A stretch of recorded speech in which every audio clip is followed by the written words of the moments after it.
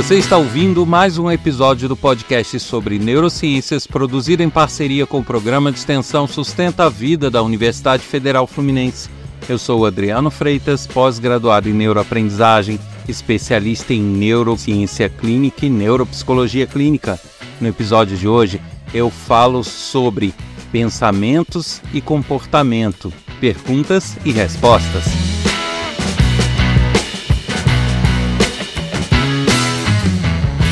Voltando a convidar todos a maratonarem esse podcast, aqueles que chegaram depois, chegaram há pouco tempo, ainda não ouviram tudo, tem muita informação bacana, muita curiosidade, muita dica legal e são quase 200 episódios, então só se programar e ir maratonando e ouvindo aos poucos, todo dia um pouquinho, e você consegue pôr todo esse assunto em dia. E se você acha que esse projeto é legal, que ele merece continuar, colabore com a gente, compartilhe o canal, compartilhe os episódios que você gosta, indique para seus amigos, colegas de trabalho, familiares, pois a audiência é que garante a continuidade deste projeto. Aqueles que quiserem conhecer um pouco mais sobre os projetos que eu desenvolvo, ter acesso a trechos de aula, palestras, saber um pouco mais de mim, basta acessar o meu site www.adrianofreitas.com e também não deixem de seguir nas redes sociais neurociência.af, tanto no TikTok, quanto no Instagram, quanto no Facebook. Lá eu de vez em quando coloco alguns pequenos vídeos com algumas dicas e curiosidades, também algumas imagens com textos para reflexão. Então não deixe de participar. Você pode também colaborar escrevendo suas ideias, críticas, elogios, sugestões. Isso através do e-mail podcast@sustenta-vida.com ou por mensagem de WhatsApp para o número 22 99 222 1003.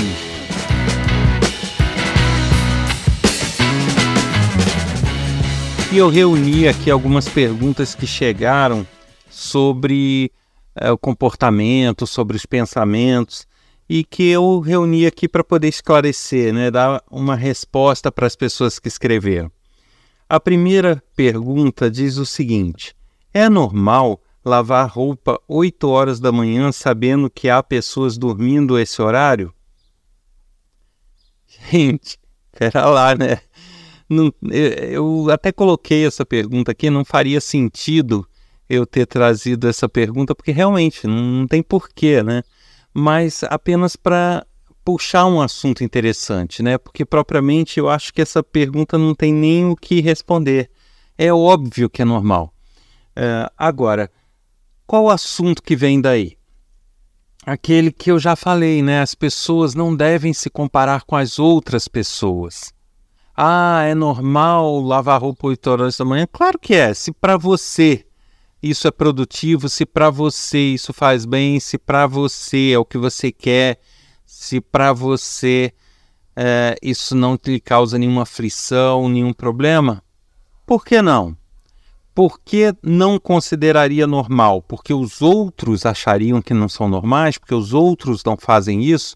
Então, aquilo que eu falei no episódio passado, nós não podemos nos comparar, viver nos pautando pelos outros ou nos comparando o tempo todo com o que os outros fazem, E eu já falei em outros episódios aquela questão dos matutinos, dos vespertinos, que são pessoas que acordam tarde, dormem tarde, ou pessoas que acordam cedo, dormem cedo. Então, cada pessoa tem o seu ritmo, tem as suas necessidades, as suas produtividades ou não.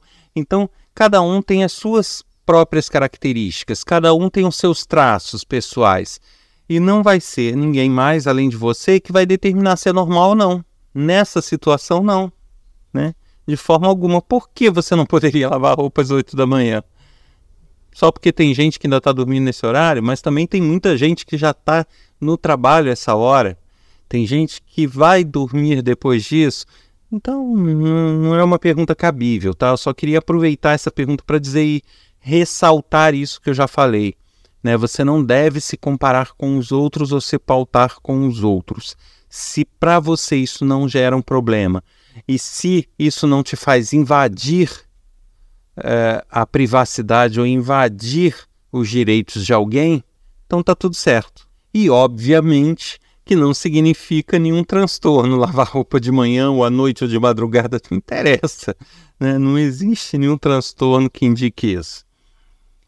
Bom, uma outra pergunta diz o seguinte: acho estranho quando escuto pensamentos geram comportamentos. É como se já estivesse no indivíduo e não precisasse de uma interação prévia com o ambiente. Isso está correto? Foi a pergunta.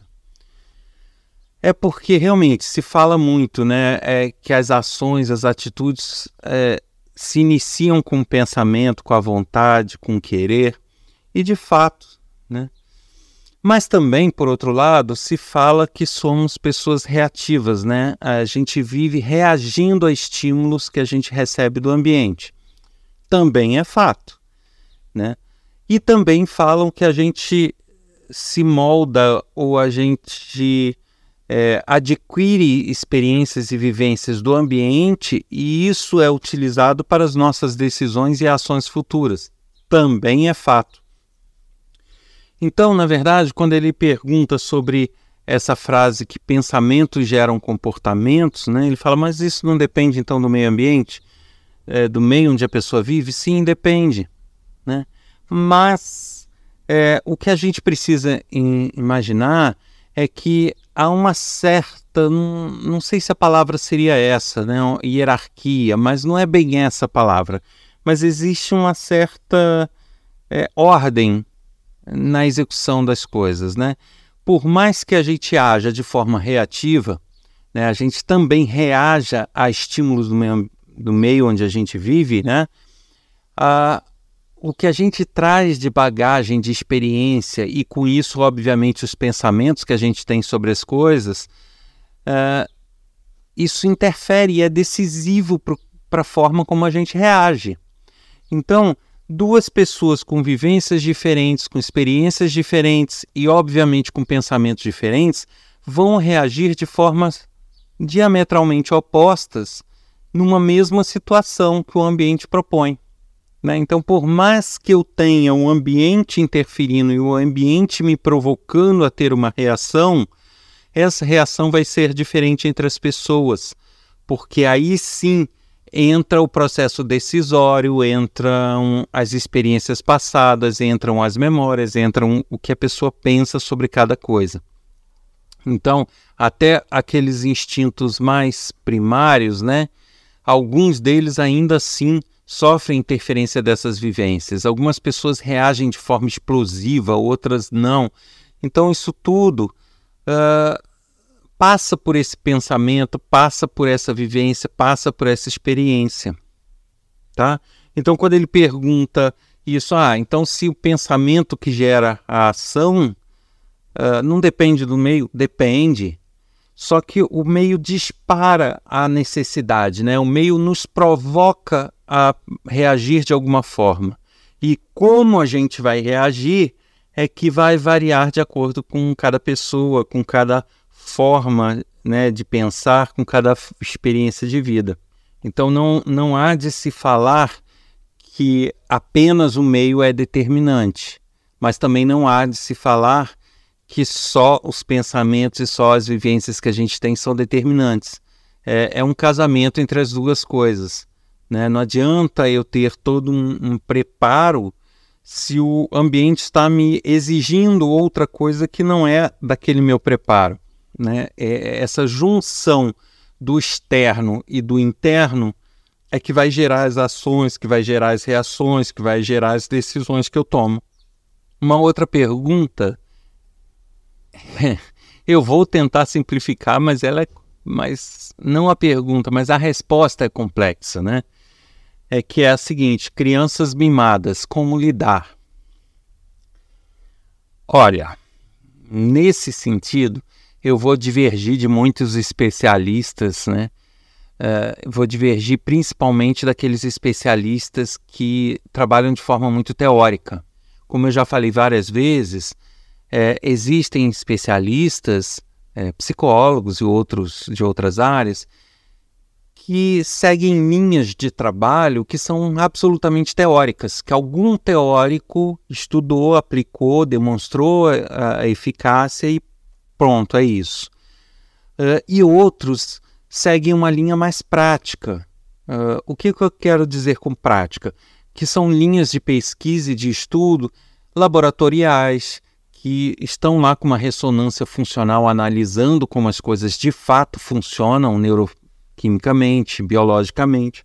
Então, são linhas distintas. Uma nem sempre invalida a outra, mas ela pode levar questionamentos à outra. E nesse sentido, existem bastante divergências quando se fala de crianças mimadas. A lida com crianças, principalmente, a lida no geral. Porque muitos defendem um constante acolhimento da criança. Ela precisa de acolhimento? Precisa. Ela precisa de proteção? Precisa. Ela precisa que você compreenda as aflições dela? Precisa. Mas ela precisa de limites? Precisa. Ela precisa se frustrar? Precisa. Ela precisa saber que algumas ações dela vão ter reações que não são nada agradáveis? Precisa. Tá? Então, o que eu sempre falo, eu não defendo nenhum dano físico, eu não defendo espancamento, eu não defendo, constrangimento público, nada disso. Não é isso, porque eu deixo isso claro, porque às vezes eu recebo mensagem como se eu fosse o grande vilão que eu tivesse. Não defendo nada que seja que cause sofrimento. Porém, eu defendo sim que crianças se frustrem. Eu defendo sim que crianças comecem a ter contatos com as reações do que elas fazem. Tá? Por mais que você esteja por perto para protegê-la de algo muito grave, até certo ponto elas têm que sentir. Até certo ponto elas têm que perceber. Elas não podem viver numa redoma de vidro protegidas de tudo, onde você fornece tudo a tempo e a hora e não deixa em nenhum momento que elas se frustrem com nada. Aí sim se gera as famosas crianças mimadas, né? Então, porque a criança fez uma pirraça, porque eu tenho que entender porque ela fez, que isso é uma aflição interna. Cara, lamento, né? Ela fez pirraça, ela não pode ter alguma coisa e ela quer aquela alguma coisa, ela tem que se frustrar, ela tem que entender que ela não pode. Qual é o problema da criança mimada? É que ela se enxerga como sendo o centro do mundo. E ela tem que entender que existem as outras pessoas. Por mais nova que seja criança, ela tem que começar a enxergar que os pais estão ali. Os pais também sentem, os pais também têm as necessidades deles, os pais também precisam do espaço deles.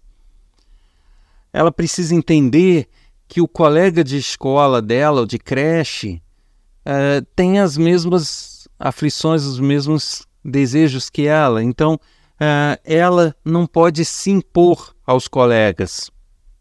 Ela tem que conviver bem com os colegas, né? Ela tem que propor coisas juntos, brincadeiras, ela tem que brincar, mas ela não pode, definir absolutamente tudo. Ela tem que saber conviver com as diferenças, ela tem que saber conviver com as frustrações.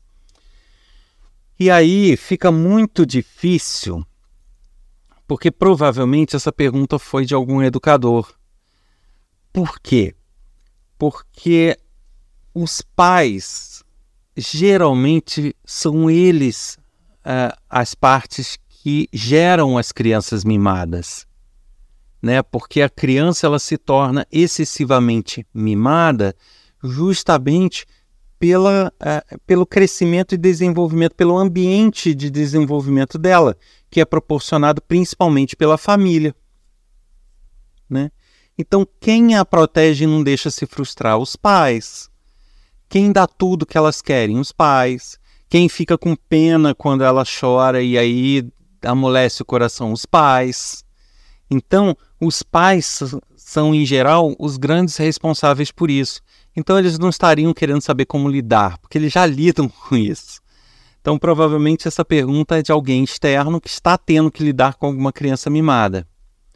E aí o que eu te digo é o seguinte, você não vai conseguir mudar, tá? Porque as crianças, quando elas crescem se achando o centro do universo, ou protegidas ou mimadas em excesso, elas vão atuar em cima daqueles que fazem o que elas querem. Então, por mais que você não se dobre aos caprichos, não se dobre às vontades dela, cara, ela vai armar uma guerra, porque ela sabe que outros vão até comprar briga com você por causa disso. Entendeu? Então, assim, não é o tipo da situação que dá para mudar fácil. E também não dá para lidar fácil. Porque ou você passa a mimar e aí consegue um convívio em maior paz, mas aí você vai ter que abrir mão de muita coisa e fazer muita coisa que você não gostaria só para agradar, ou você vai ter que fazer o que acha correto, o que acha justo e aguentar o tranco, porque lamentavelmente estamos numa sociedade, e isso eu já venho falando há vários episódios, onde as pessoas estão com teorias muito bacanas, com teorias muito bonitas, com filosofias belíssimas, mas que não se aplicam, mas que não funcionam. Então, se você tenta impor algum limite, não, você não vai me bater. Se você bate na sua mãe e ela aguenta, aí é com ela, mas eu não. Sabe, se você começa a forçar esse espaço, daqui a pouco tem pai, se você é um educador, tem pai na escola querendo a sua demissão, tem pai querendo que você, porque você não fez a vontade do filho, sabe? Então nós estamos numa sociedade, eu costumo brincar, até em rede social, falar, nós estamos numa sociedade muito mimizenta. De fato, existem muitas coisas que a gente realmente evoluiu, em coisas que a gente, sabe, que a gente não questionava, que a gente está questionando, que a gente não ponderava, que a gente está ponderando, mas também tem muito excesso, muito excesso. Tem coisas sendo recriminadas sem menor fundamento de verdade, ou simplesmente por um uso infeliz de uma palavra, sabe?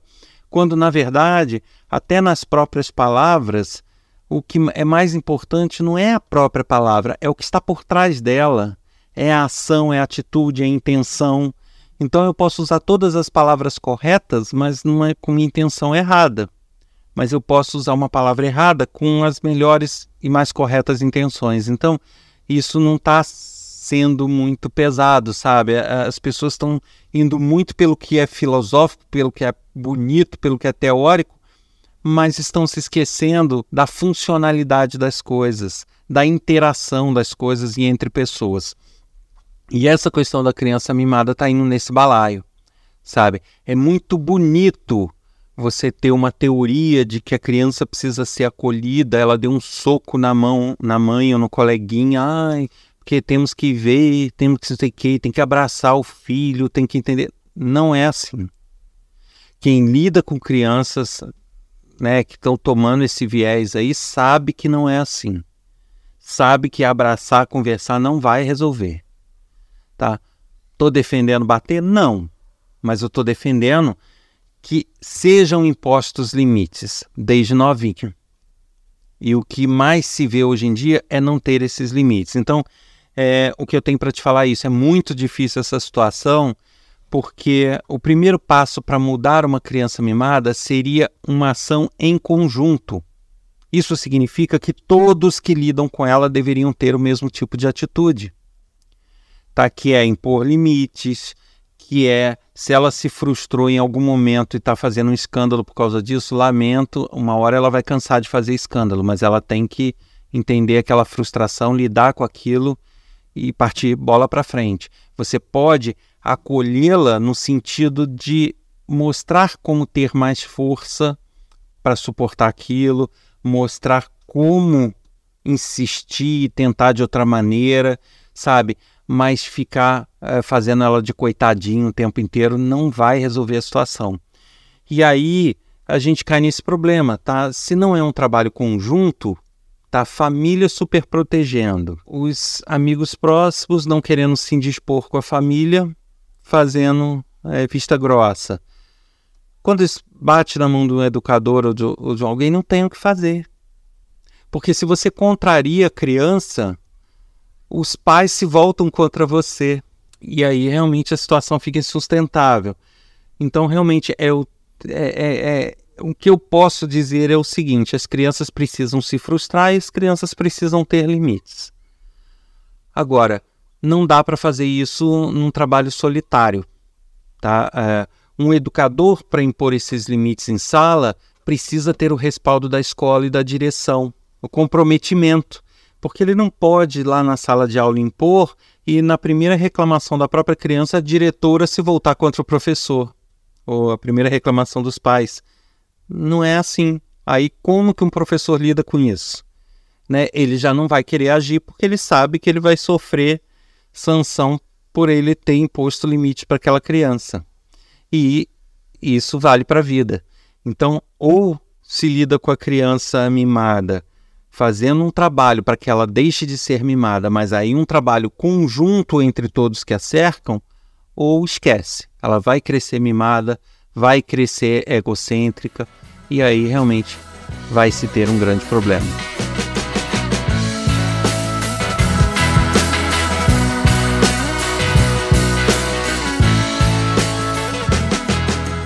Você ouviu mais um episódio do podcast sobre neurociências, produzido em parceria com o programa de extensão Sustenta a Vida da Universidade Federal Fluminense.